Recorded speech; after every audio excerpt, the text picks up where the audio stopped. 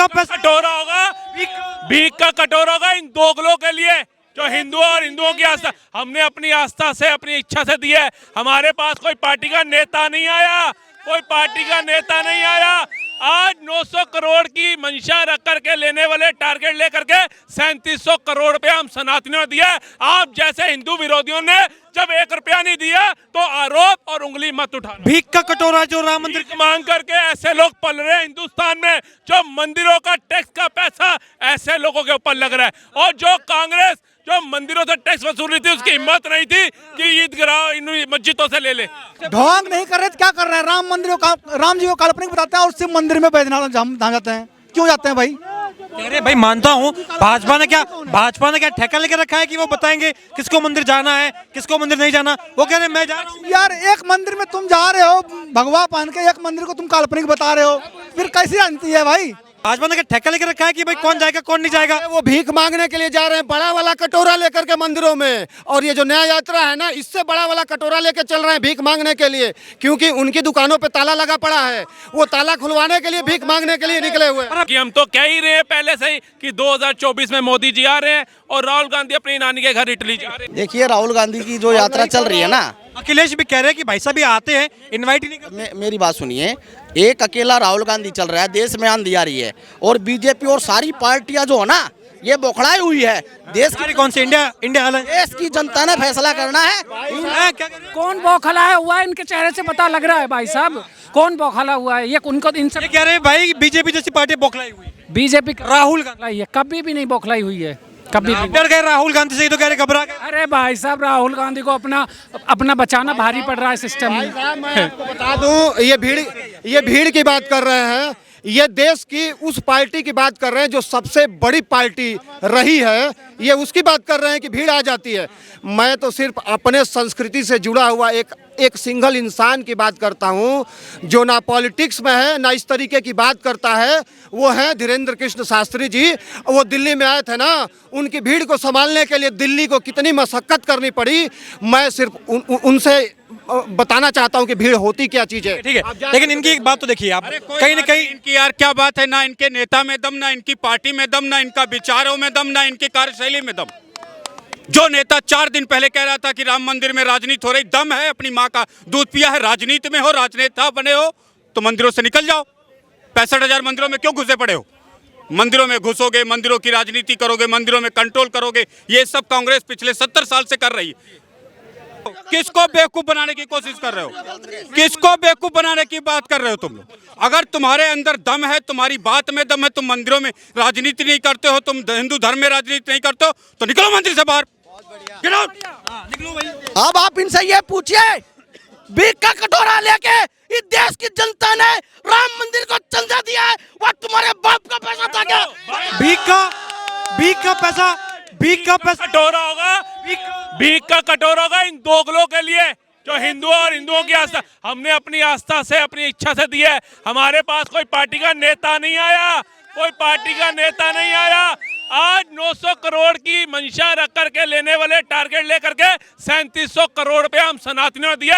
आप जैसे हिंदू विरोधियों ने जब 1 रुपया नहीं दिया तो आरोप और उंगली मत उठाना। भीख का कटोरा जो राम मंदिर मांग करके ऐसे लोग पल रहे हैं हिंदुस्तान में, जो मंदिरों का टैक्स का पैसा ऐसे लोगों के ऊपर लग रहा है। और जो कांग्रेस जो मंदिरों से टैक्स वसूली थी उसकी हिम्मत नहीं थी कि ईदगाह इन मस्जिदों से ले ले। और ये वही पैसा खा के वही पैसा पनप रहा है इनका। इनको मतलब नहीं देश से, इनको मतलब नहीं देश की संस्कृति से। एक्चुअली क्या है सुनिए, केजरीवाल जी ने बम पटाखों पे रोकथाम लगाई थी, ये भाई ने बम जलाए नहीं। अब इनको लग रहा है मोदी जी के आने के बाद भी कहीं बम नहीं फट रहे, तो कम से कम कांग्रेस को ले आओ, बम विस्फोट तो देख लूंगा। ये बम विस्फोट देखने वाले हैं, ये नाली गाली का जाल नारा सुनने वाले लोग हैं, ये हिंदुत्व विरोधियों को खाड़कर फेंकने देने वालों का समर्थन वाले लोग हैं। मोदी तीसरी बार प्रधानमंत्री बनेगा, सनातन मजबूत होगा, हिंदुत्व को बढ़ावा मिलेगा, ऐसे लोगों का समर्थन करने वाले हैं। ये चंद्रशेखर रावण जैसे बंदों का सपोर्टर है, जिसको 80 सीटों पर लड़ा, एक भी सीट नहीं मिली, एक भी सीट नहीं मिली। ये ऐसे राम विरोधी देश विरोधी, मोदी से घृणा करने वाले, भाजपा से जलन करने वाले, मोदी, अमित शाह, योगी सबसे जलन करने वाले। और हम तो कहते हैं जो जलता है उसे जलने दो, ये जलजला नहीं रुकने देंगे, वो देश नहीं झुकने देगा, हम उसे नहीं झुकने देंगे। ये आपसे देखिए, राहुल गांधी झारखंड में कह रहे हैं कि भाई झारखंड में I don't believe in Congress party. Rahul Gandhi, खड़गे, सोनिया, जयराम रमेश, कन्हैया लाल, जिसकी बात में दम ना हो, जिसके विचार में दम ना हो, जिसकी कार्यशैली में दम ना हो, जो कहता हो प्रेस कॉन्फ्रेंस करके कि मंदिर में राजनीति हो रही है और खुद मंदिर से निकलते ना हो, 65,000 मंदिरों में घुसे पड़े हो, ऐसे नेता, ऐसी राजनीति, ऐसी पार्टी की मुझे कोई परवाह नहीं है। कुचल के रख देंगे, रौंद के रख देंगे। अब मंदिर से बाहर निकलेंगी ये सरकारें। ढोंग नहीं कर रहे तो क्या कर रहे हैं? राम जी को काल्पनिक बताते हैं और सिर्फ मंदिर में बैजनाथ धाम जाते हैं। क्यों जाते हैं भाई?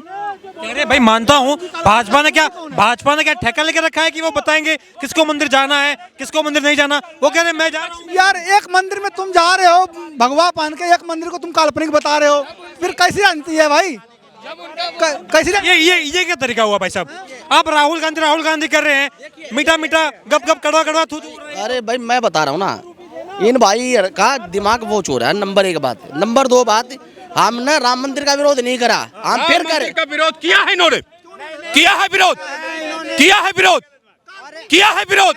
मैं कह रहा हूँ किया है विरोध। अगर जरा भी शर्म होती, जरा भी शर्म होती, पूरे देश के सामने प्रेस कॉन्फ्रेंस करके कहते हैं कि मंदिर में राजनीति हो रही है, तो 65,000 मंदिरों में जहां कांग्रेस की पार्टी है, नेता है, विधायक है, सांसद है, मंत्री है, मुख्यमंत्री है, वो क्यों मंदिरों में घुसा पड़ा है? पर अभी तो देखिए राहुल गांधी जो यात्रा कर रहे हैं, जहां जहां उनको मंदिर दिख रहा है बीच बीच में, चाहे असम से निकले, चाहे बिहार में हो, चाहे झारखंड में हो, वहां डर Hindu not allowed in Hindu मंदिर।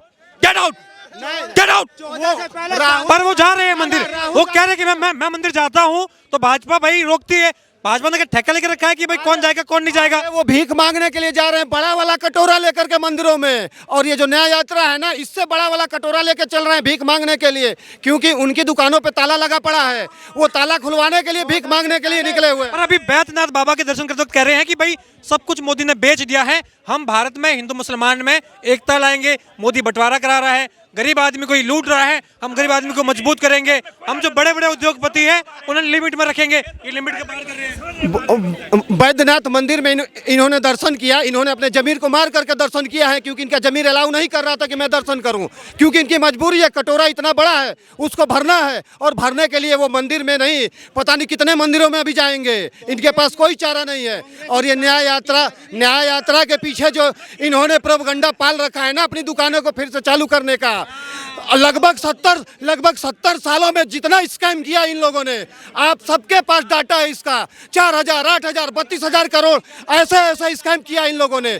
बताइए कि 10 सालों में कोई एक सिंगल स्कैम का डाटा आप निकाल कर दिखाइए। पर राहुल गांधी भी कह रही है भाई झारखंड का सीएम अच्छा खासा वहां पे रूल कर रहे थे, ये ईडी सीबीआई का दुरुपयोग किया मोदी ने और सीएम को हटा दिया। अब वो चाहते हैं कि भाई भाजपा के अलावा कोई भी सरकार ना आए, इसलिए जितने भी विपक्ष के नेता है सब पर ईडी सीबीआई रेड कर दो। भाजपा के नेता जो है वो दूध के धुले हुए हैं। भाजपा के नेता दूध के धुले हुए हैं, तो कांग्रेस के नेताओं के घरों से 300 साढ़े 300 करोड़ क्यों नहीं कर रहा है? कांग्रेस के नेता कपिल सिब्बल जैसे सुपर पावर वकीलों को लेकर के चलते हैं, क्यों नहीं कोर्ट में पेश करते? क्यों नहीं कोर्ट में पेश करते कि भाई बेकसूर नेताओं पे छापे मार रही है ईडी सीबीआई? क्यों नहीं उनको बेल दिलवाते? क्यों नहीं केजरीवाल जी दिलवाते?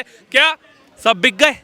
एक्सेप्ट कर लो। और सब बिक गए हैं तो फिर तुम ये छोड़ दो, क्योंकि हम तो कह ही रहे हैं पहले से ही कि 2024 में मोदी जी आ रहे हैं और राहुल गांधी अपनी नानी के घर इटली जा रहे हैं। जम्मू कश्मीर से है जी। कैसे हालात है जम्मू कश्मीर के? जम्मू कश्मीर के बढ़िया हालात हैं। हम मोदी राज में ऐश कर रहे हैं, बिल्कुल। एक बात बताइए, जम्मू कश्मीर में अगर वहाँ की जो लोकल पार्टियां हैं वो चुनाव लड़ती है मोदी के विपक्ष में, और एक और वहाँ भाजपा ये दावा करती है कि हम वहाँ पर चुनाव लड़ेंगे, लोकल पार्टी बनाम भाजपा या लोकल पार्टी बनाम मोदी, किसका पलड़ा भारी दिखेगा? देखें, लोकल पार्टियां हैं वहाँ एनसीपी, पीडीपी और पैंथर्स पार्टी, लेकिन मोदी के सामने कोई भी नहीं टिकेगा, कोई नहीं टिकेगा। जब देखें, कांग्रेस सबसे बड़ी विपक्षी पार्टी है, राहुल गांधी सबसे बड़े विपक्षी नेता हैं, लेकिन उनकी नॉलेज जीरो है। सर्वे कांग्रेस पार्टी के चिराग है, इकलौते चिराग है। देखें, वो अपना विपक्षी राज चला रहे हैं, जैसे हमारे राजाओं का राज चलता था कि राजा का बेटा राजा, वही चाहते हैं राजीव गांधी का बेटा राहुल गांधी राजा। वो लेकिन ये कह रहे हैं कि मोदी तानाशाही कर रहे हैं, लोकतंत्र की हत्या कर रहे हैं। अभी झारखंड में जब वो मंदिर में गए तो कह रहे हैं कि भाई ये ठेका लेके रखा है मोदी ने मंदिर को। भैया तुम भी जाओ ना मंदिर, कौन रोक रहा है? कोई रोक रहा है? मंदिर जाने से कोई रोक रहा है? कोई नहीं रोक रहा। लेकिन राहुल गांधी की एक ही, जब से मोदी ने राम मंदिर बनाया 2024 का विनर है वो। देश में विकास हुआ है क्या? देश में विकास क्यों नहीं हुआ? जम्मू से कटरा जाने में आपको 14 घंटे लगते थे, अब जो हाईवे बन रहा है 8 घंटे में आप जम्मू से कटरा में हो, तो इसी को विकास कहते हैं ना। और इसके अलावा क्या विकास होता है? अगर आप 14 घंटे की बजाय 8 घंटे में कटरा पहुंच रहे हो, बिल्कुल। तो आपको लग रहा है विकास हो रहा है? विकास हो रहा है, जो चारों तरफा विकास हो रहा है। जम्मू में छोड़ के मैं आज यूपी से आ रहा हूँ, अयोध्या से आ रहा हूँ।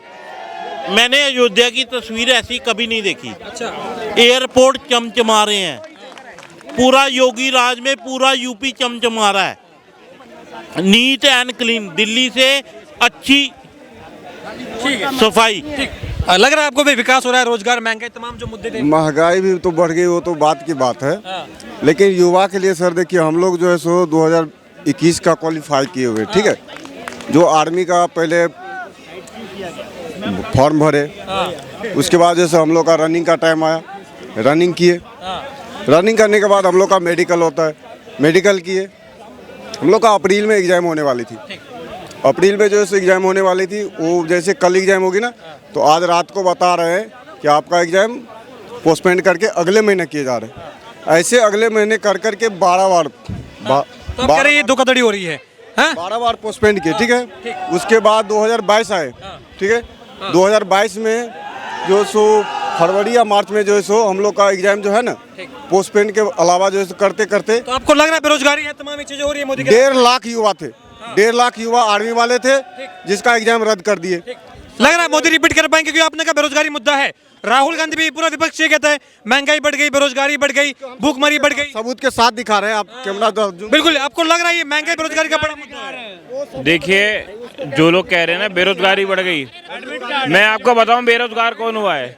मैं आपको बताऊं बेरोजगार कौन हुआ। बेरोजगार सुनो, बेरोजगार भैया भैया सुनो, बेरोजगार कौन हुआ है? बेरोजगार हुए हैं आंदोलनकारी। बेरोजगार हुआ है एक परिवार, कांग्रेस का परिवार, गांधी परिवार बेरोजगार हुआ है। जीजा जी बेरोजगार हुए हैं, इसलिए कांग्रेस को चिंता है कि जीजा जी का घर कौन चलाएगा, कांग्रेस का घर कौन चलाएगा। देश के अंदर आज के टाइम में जितना एंटरप्रेन्योर पैदा हो रहे हैं, जितने स्टार्टअप पैदा हो रहे हैं, जितने एमएसएमई के माध्यम से छोटी छोटी फैक्ट्रियाँ लग रही हैं। भारत एक ऐसा देश है, सबसे ज़्यादा मोबाइल बनाने वाला देश है।